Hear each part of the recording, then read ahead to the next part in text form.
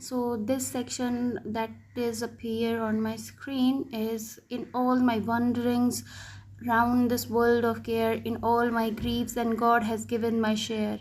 I still had hopes my latest hours to crown, amidst these humble bowers to lay me down, to husband out life's taper at the close, and keep the flame from wasting by repose. I still had hopes, for pride attends us still, amidst the swains of to shew my book learned skills. Around my fire an evening group to draw and tell of all I felt and all I saw. Listen, I am using ChatGPT to explain these lines for me, because this poetry has been asked in January 2025 exam by UGC NET. Okay, so here this poem is taken from Oliver Goldsmith's The Deserted Village, and this is the second paragraph, I think. And It was published in 1717. It's deep nostalgic and elegiac poem, and here the speaker actually trying to reflect on the rural life, loss, and his own hopes for peace. Now let's try to explain it according to ChatGPT and what we understand by the lines that has been asked in the exams. So basically UGC NET has asked this poetry as a poetry comprehension section, and there were 5 questions related to this section. So I will also show you the questions. Okay, so the first line is, in all my wanderings round this world of care. Here the speaker says that throughout all his travels and experiences in his life, he has wandered through a world full of worries, troubles, and hardship. That means wherever he goes, he have always find that people are worried, and they are facing some troubles, and they are facing hardships. That means they are not happy. Wherever he goes, no one is happy, and everyone is in some dilemma, or they are facing any kind of issues. And I mean, a lot of people are not happy in this world. So basically the speaker says that wherever he goes, no one is happy. In all my griefs, and God has given my share. He acknowledges that he has faced many sorrows, which he attributes to God's will, suggesting that suffering is part of the human condition. Now he says that he has faced a lot of people and a lot of sorrows, and that means that even he himself has feel a lot of griefs and pains. He has gone through all of that, right? And he also says that God has also given him that you are also a person who has to share this suffering, and suggesting that suffering is part of the human condition. That if that means if you are not feeling any kind of pain, if you are not suffering, then that means you are not a human. It is a condition of human that you have to go through. I still had hopes my latest hours to crown, and still, even feeling these kinds of pain and the struggles, I still had hopes my latest hours to crown, that after this pain, that something good will happen. Like if we are doing something good right now in our, yeah, in our age of 20s and 30s, in between 20s and 30s, then we actually think about the life after 30, and we don't want to just delve into the life of carpe diem. That means to seize the day. We are not actually feeling to seize the day. A lot of people are just thinking about the life after, when they become old, that it should be easy for them. But we are not here to just seize the day and to just make the day more beautiful. Rather, we try to make our old age better, and we still hope for that if that when I grow old and when I grow gray, then my life will be easy, and I have a lot of things that will help me to get a easy life, to get me peace and to relax me. Okay, so he still had hopes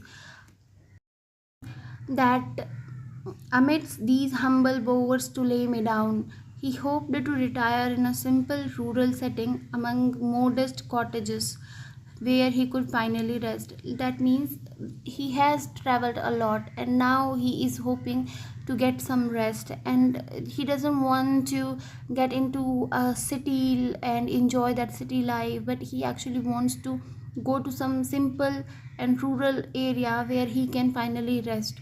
To husband out life's taper at the close. Life's taper is basically a metaphor for the candle of life. That means candle of life, because a candle is going to be burned out eventually, and it will lose all the lights, right? So life is also the same. It when the complete candle will burn out, and we will lose our life. So he hoped to conserve the little energy he had left, using it wisely at the end of the at the end of his day. Now he actually hoped to conserve the little energy. Now whatever energy he has in his body right now, he want to use it wisely so he can get a good life when he grows old. So he is actually telling about all these things, that how he will enjoy his life. I mean, not enjoy his life, he is just explaining that I am in a condition that I am going to grow old, and now I just need to relax, and wherever I have gone, I have only seen people suffering and facing difficulties. So I just want to have a easy life when I grow old, and keep the flame from wasting by repose. Now he just says that by living quietly and peacefully, he could prevent his remaining strength from being wasted, allowing his flame to last longer. That means now if he will control the energy that he has in his body, he will take it, I mean, if you can conserve that, if you can make as I mean, you don't lose that energy, that it will eventually help you in your old age, so you can also live longer life. So I still had hopes for pride attends us still. Now he says that he admits that human pride never fully leaves us even in old age. He wanted to hold on to some dignity and recognition. And next line he says, amidst the swains to shew my book learned skills. He hoped to live among country folks and share with them the knowledge he has gained from books, thus maintaining some sense of importance. Now, basically, he is saying that he admits that human pride never fully leaves it. That means what the desires and the pride actually never leaves a human. So, if you think that if that it will eventually lose you, and you will just completely get out of it, and so it is not gonna happen. Even in old age, we also want to hold some dignity and recognition. If we actually want to get famous and get the fame that people knows us, and that we have some recognition, that people will eventually cry when we die, we actually want this. And he hoped to live among those country folks that will know him and share, and he actually want to share the knowledge that he has gained from books and from the travelings. And he want to maintain some sense of importance, that he is important to someone, that it is the same thing, that eventually when you die, someone should be there who die, who feel the loss, who feel the sense of loss for the person, um, for the person he was. Okay. Around my fire an evening group to draw. He pictured himself sitting by the fireplace, gathering people around him in the evening, and tell of all I felt and all I saw. In those evenings, he would recount his life experiences, his feelings and adventures to the younger generation or curious listeners. He basically pictured himself like he is sitting in a fireplace, nearby a fireplace, and there are people around him.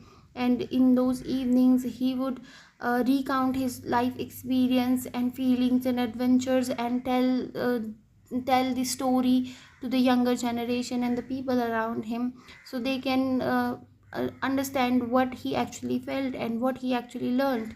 So this is the section that has been asked in the exam.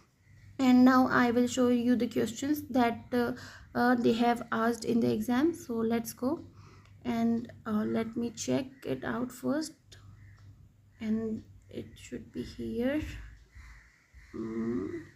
Yes, I'm sorry, I'm taking time. uh, so let's just make some brightness first.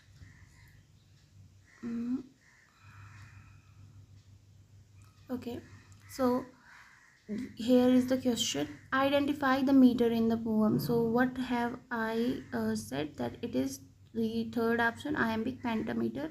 So it is the correct answer, and you can see it here. Now the question asks, what does the poem say about the nature of the world? So the options are: it's full of joy, it's full of care and hope, it's full of desertion, it's full of wonders.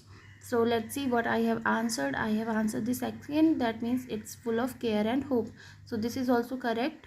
And next next question is, what does the poet intend to do in life to showcase his talent in singing? So we have just read the poetry, and we find that he is not actually talented, and he doesn't want to present his singing. I mean, he doesn't talk about that. If maybe possible that he is a talent person who loves singing and he has a talent, but he is not talking about this in this section of the poem.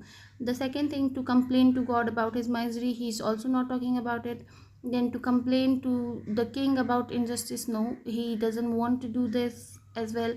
The last option, to share his life experience, is true. So what I have done, this is true, correct as well.